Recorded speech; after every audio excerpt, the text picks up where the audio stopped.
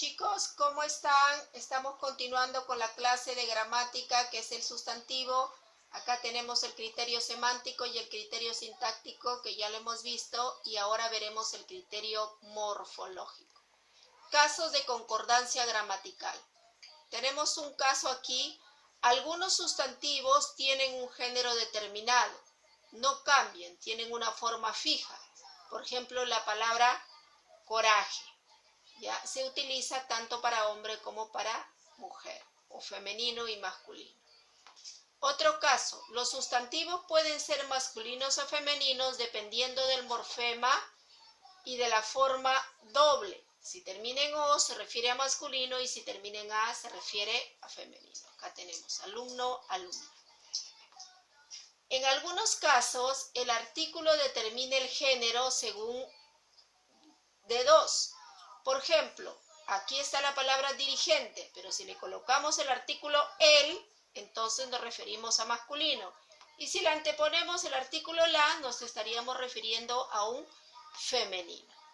Aquí tenemos la forma incorrecta y correcta de escribir un sustantivo. La agua es incorrecta.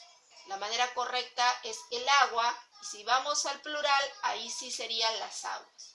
Igual aquí, la águila, y esto es manera incorrecta, y el correcto sería el águila, y cuando vamos al plural, sí utilizaríamos las águilas, ¿ya? Con excepción de la H, por supuesto. No debemos utilizar el artículo la delante de sustantivos femeninos que terminen en A o en A pero con H, tónica, ¿ya? Seguimos aquí. Otro caso, el adjetivo propuesto determina el género y aquí estamos con el adjetivo. Dice hembra y aquí dice macho. Está el animal rana, pero se pronuncia para ambos igual, solo que se aclara que uno es hembra y que otro es macho. Otro caso, existe una palabra diferente para el cambio del género y aquí tenemos, por ejemplo, en caballo, la femenino no sería caballa, ¿no? Sería yegua. Y a eso se le llama sustantivos heterónimos. Acá tenemos otro caso. Se puede emplear el masculino o el femenino en algunos sustantivos sin que por ello cambie su significado. A esto se les conoce como sustantivos ambiguos. Podemos decir el mar o podemos decir la mar. Otro caso, existen algunos sustantivos que al estar en masculino o femenino, si cambian de significado. A esto se les conoce como sustantivos homónimos. O sea, si está en masculino tiene un significado y si está en femenino tiene otro significado. Por ejemplo, el cólera es una enfermedad, pero si nosotros decimos la cólera, se refiere a un sentimiento humano, ¿no? De enojo, por supuesto. Aquí vamos con el número, porque aquí hemos tratado todo lo referente al género. Ahora vamos a tratar lo referente al número. Aquí tenemos, ejemplo, dice, respetar las reglas de pluralización. Si terminan en vocal, se agregará la S.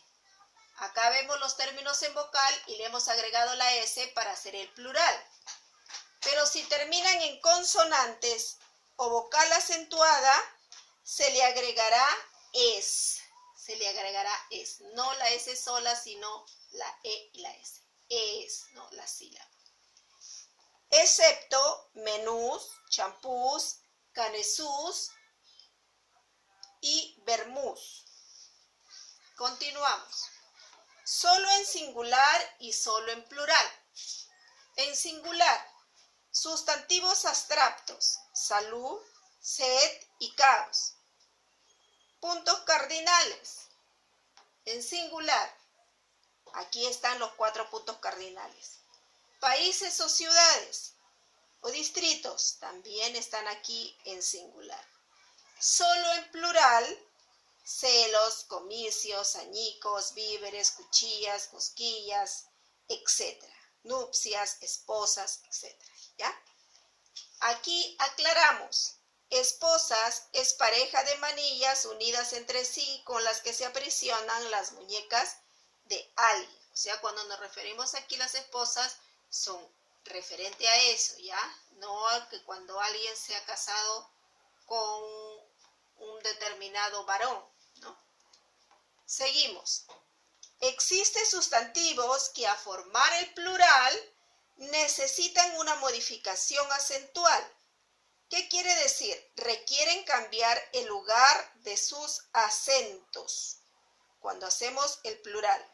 Por ejemplo, aquí la palabra carácter lleva tilde, ¿no es cierto? Sería una palabra grave, pero cuando nosotros le colocamos el plural y decimos caracteres, ya no lleva la tilde, ¿no? Seguimos. En régimen también lleva tilde en la E. Pero cuando decimos y le agregamos la es, sería regímenes. Entonces la tilde recaería en la i. Seguimos. El artículo determina el plural en graves, en esdrújulas, terminadas en s o x y préstamos de latín. Ejemplo, el jueves y los jueves. El fénix y los fénix. Aquí vemos que el artículo es el que determina el plural. Pero en las palabras graves y en las esdrújulas, aclaro, solamente en estas dos terminadas en S o en X. Recordamos, cuando un sustantivo va acompañado de adjetivos, ambos deben coincidir en género y número. Si tenemos un sustantivo, su adjetivo debe ser de acuerdo al género y al número que estamos hablando. Si está en singular, el sustantivo, el adjetivo debe ir en singular. Si el sustantivo está en género femenino, el adjetivo debe ir en género femenino. ¿Ya? Aquí también vemos, dice, ejemplo, maestro comprensivo. Seguimos. En el caso de que los sustantivos sean varios y haya un solo adjetivo, es preciso que éste concuerde adecuadamente con dichos nombres. Cuando el adjetivo antecede a varios sustantivos, concuerda con el más próximo. Si nosotros tenemos varios sustantivos y un solo adjetivo, el adjetivo tiene que concordar con el sustantivo que esté más cerca, en otras palabras, a él, ¿no? Y aquí tenemos ejemplos. Muestra a sus compañeros sincero, cariño, empatía y respeto. Seguimos. En el caso de que el adjetivo vaya ubicado después de un sustantivo femenino y otro masculino, se construye dando preferencia al masculino y al plural. Ejemplo, obsequió a su madre un bolso y una cartera rojos. ¿Ya? Entonces, cuando nosotros tenemos al femenino y al masculino en sustantivos, tenemos que dar preferencia al masculino, ¿ya? Y al plural, como está el ejemplo. Eso es todo, chicos. Gracias.